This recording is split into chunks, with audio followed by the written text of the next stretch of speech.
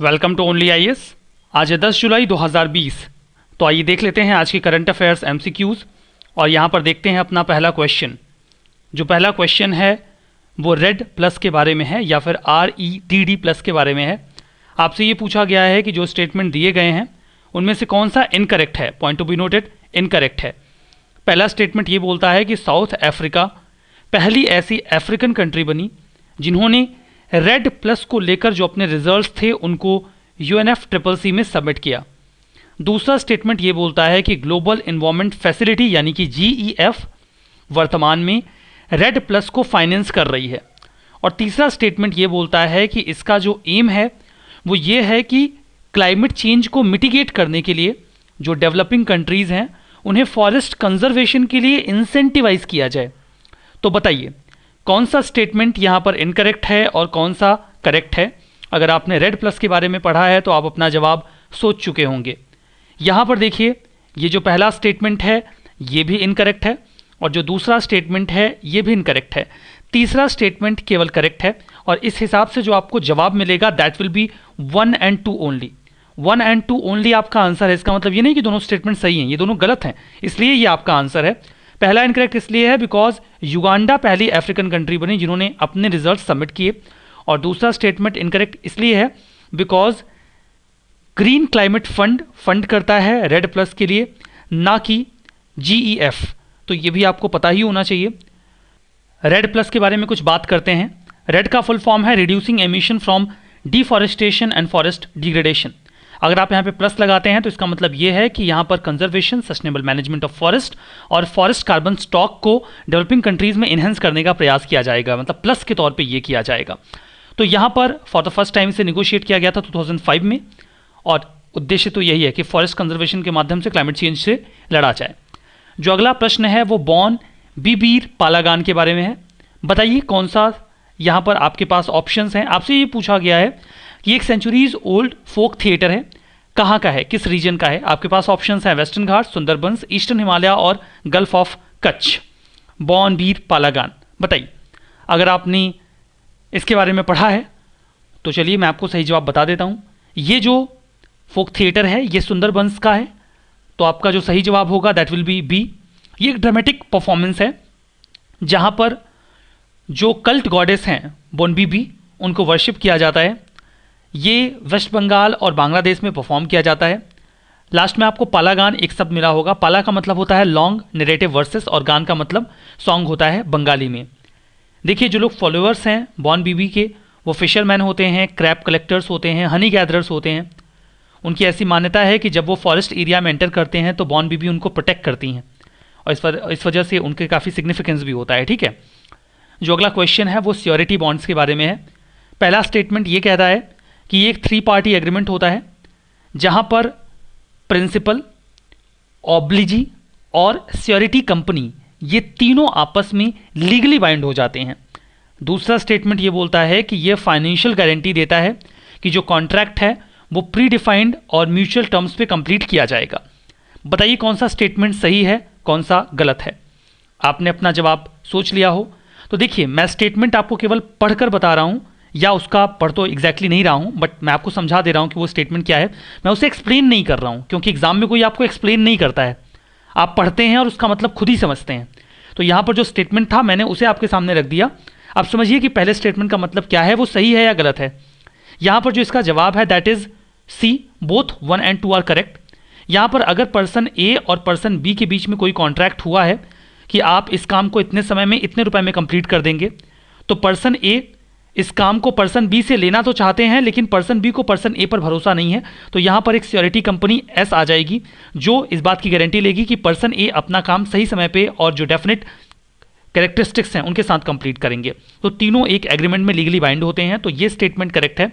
और यहाँ पर वही इस चीज़ की गारंटी दी जाती है कि जो कॉन्ट्रैक्ट है उसे सही समय पे और सही तरीके से कंप्लीट कर दिया जाएगा। तो दो के दोनों ही स्टेटमेंट यहाँ पर करेक्ट हैं और जो बातें मैंने आपको बताई वही बातें यहाँ पर लिखी गई हैं। इसका लार्जली जो इस्तेमाल है वो रोड सेक्टर में होता है क्योंकि वहाँ पर जो प्रोजेक्ट्स हैं वो कॉन्ट्रैक्टर सही समय पर कंप्लीट कर दें और उसकी जो क्वालिटी है उसे भी इंश्योर किया जाए, ये बहुत ज़रूरी होता है। दैट्स वाई इस मैकेनिज्म का इस्तेमाल किया जाता है। अभी न्यूज़ में इसलिए था बिकॉज इंश्योरेंस रेगुलेटर IRDAI ने अभी एक पैनल फॉर्म किया है जी श्रीनिवासन की लीडरशिप में, जो कि डायरेक्टर है नेशनल इंश्योरेंस एकेडमी के, उनसे ये बोला गया है कि क्या इंडियन इंश्योरेंस इंडस्ट्री में या किसी अन्य सेक्टर में जो श्योरिटी बॉन्ड का मॉडल है उसे इंप्लीमेंट किया जा सकता है, जिस प्रकार से ये रोड सेक्टर में इंप्लीमेंट किया जा रहा है। यहाँ पर जो चौथा क्वेश्चन है वो ओफिकॉर्डाइसेप्स न्यूटन्स फंगस के बारे में है। आपसे पूछा गया है कौन सा स्टेटमेंट करेक्ट है। पहला स्टेटमेंट ये बोलता है कि ये जो फंगी है या फंजाई है वो एक प्रकार से पेस्टिसाइड के रूप में इस्तेमाल किया जा सकता है, जिसकी मदद से हम अपने खेतों में केमिकल्स के इफेक्ट को कम कर सकते हैं, हार्मफुल इफेक्ट को। दूसरा ये है कि ये वेस्टर्न घाट और सेंट्रल इंडिया में पाया जाता है। तो बताइए कौन सा स्टेटमेंट सही है, कौन सा गलत है। आपने इस टॉपिक के बारे में पढ़ा है तो आप जानते होंगे। यहाँ पर सही जवाब है सी, बोथ 1 and 2 आर करेक्ट। दो के दोनों ही स्टेटमेंट करेक्ट हैं। देखिए रिसर्चर्स ने अभी जो फंजी है ओफिकॉर्डाइसेप्स न्यूटन्स, उसको for the first time central India में डिटेक्ट किया। इसके पहले तक ऐसी मान्यता थी कि ये वेस्टर्न घाट में पाया जा रहा है, बट अभी ये सेंट्रल इंडिया और वेस्टर्न घाट दोनों ही जगहों पर पाया गया। तो ये जो एक स्टिंक बग है जिसे हेलियोमोर्फा हेल्स कहा जाता है, वो सोयाबीन, ग्रीन बीन्स, एप्पल, पियर, इन सभी फसलों को काफ़ी नुकसान पहुंचाता है, उनके फ्लावर्स या उनके बर्ड्स को काफ़ी नुकसान पहुंचाता है। तो जो स्टिंक बग है ये इसे इन्फेक्ट कर देता है, ये फंजाई।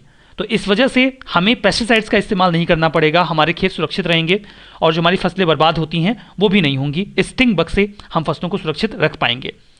जो अगला प्रश्न है वहाँ पर आपको मैच करने के लिए दिया गया है फेस्टिवल और स्टेट। पहला फेस्टिवल है सिंघ कबाब फेस्टिवल, स्टेट लद्दाख। दूसरा है हॉर्नबिल फेस्टिवल, मणिपुर। और तीसरा है नोंग क्रेम फेस्टिवल, सिक्किम। आपको बताना है कि कौन सा करेक्टली मैच्ड है और कौन सा करेक्टली मैच्ड नहीं है। तो सही जवाब अपना चूज करिए। यहाँ पर देखिए जो सही जवाब है वो मैं आपको बता देता हूँ, ओनली 1 इज करेक्ट। ये जो सिंघ कबाब फेस्टिवल है ये लद्दाख में सेलिब्रेट होता है, ये तो सही है। ये दो के दोनों गलत हैं। गलत कैसे हैं देखिए, जो नोक्रेम फेस्टिवल है वो मेघालय में सेलिब्रेट किया जाता है और यहाँ पर आपसे कहा गया था कि ये सिक्किम में सेलिब्रेट किया जाता है, तो ये तो गलत हो गया यहाँ पर। इसके अतिरिक्त यहाँ पर जो हॉर्नबिल फेस्टिवल है वो नागालैंड में सेलिब्रेट किया जाता है और आपको ऑप्शन में मणिपुर दिया गया था। तो यहाँ पर एक्चुअली में जो न्यूज़ थी वो सिंधु दर्शन फेस्टिवल के बारे में थी और सिंधु दर्शन फेस्टिवल को ही सिंघे कबाब फेस्टिवल भी कहा जाता है।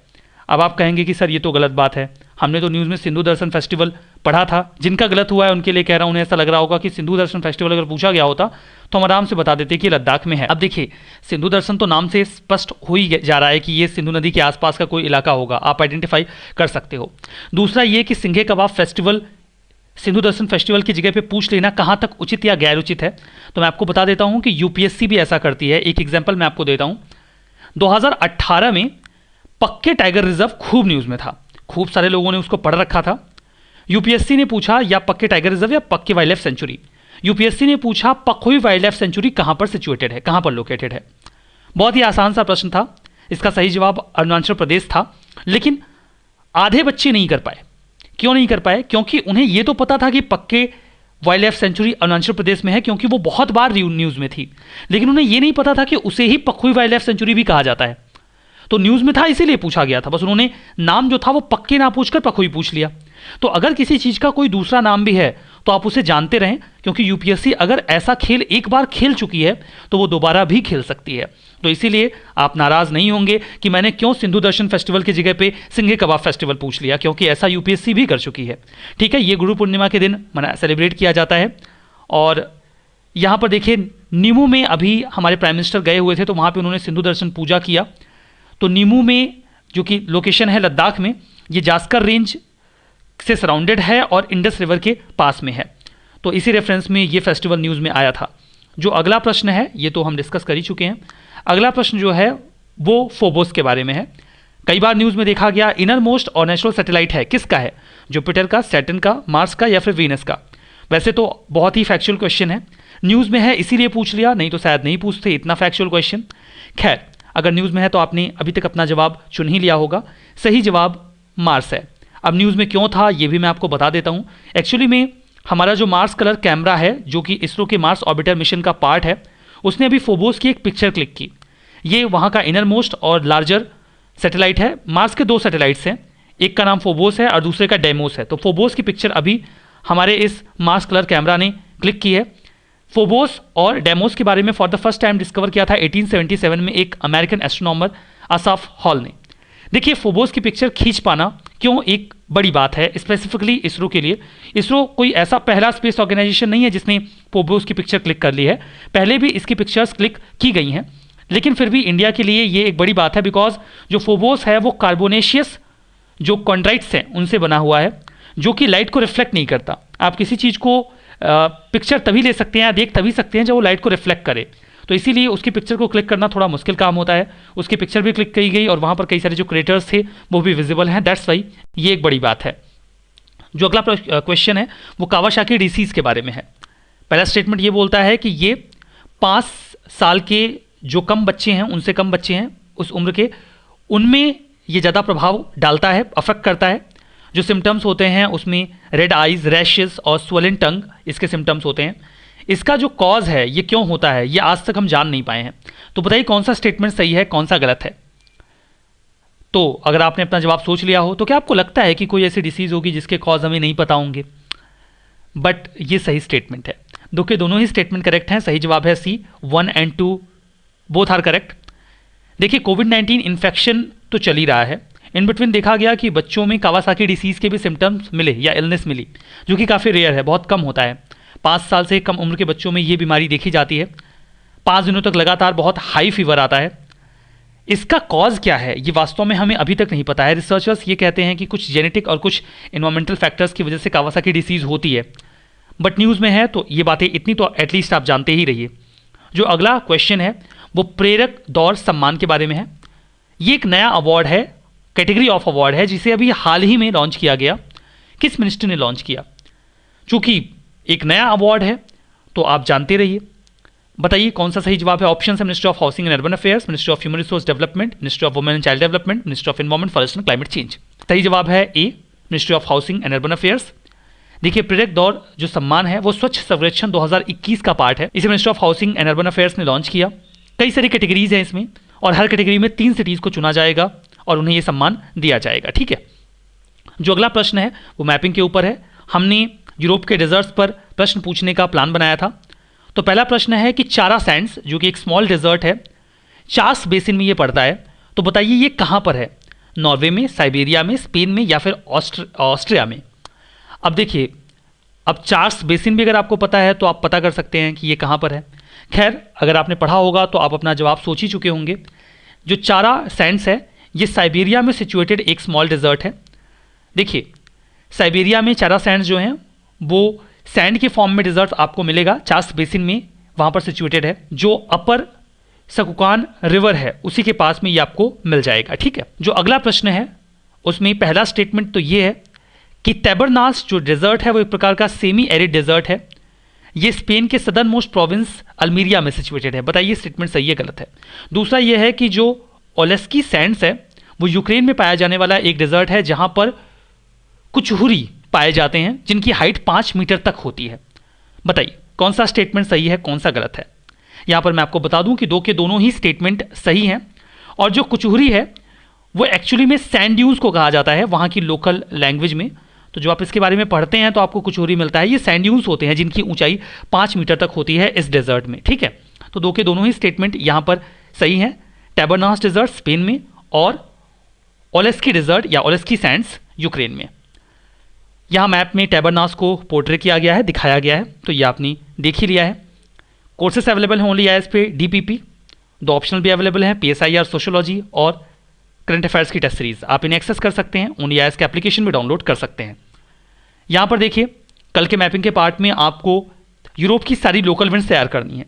तैयार रखिएगा, लोकल विंड्स पे प्रश्न पूछे जाएंगे और अपना स्कोर कमेंट बॉक्स में बताना मत भूलिएगा। इस सेशन में बस इतना ही। Thank you very much.